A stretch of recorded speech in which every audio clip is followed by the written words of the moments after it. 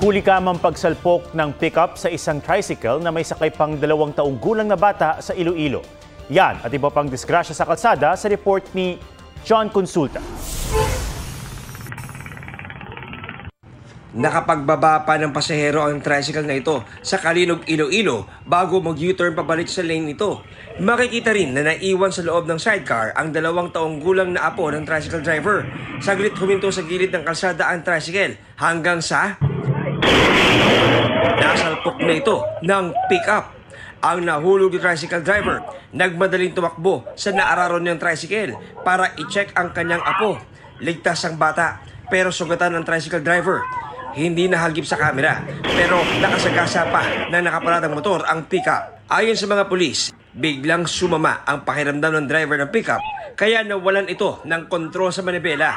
Di pa malinaw kung sasampahan ng kaso ang pick-up driver na nasa ospital pa. Sa Talisay City, Cebu, makikitang mabilis ang takbo ng rider na yan hanggang sa sumalpok siya sa sinusundang motor sa barangay Bulacau.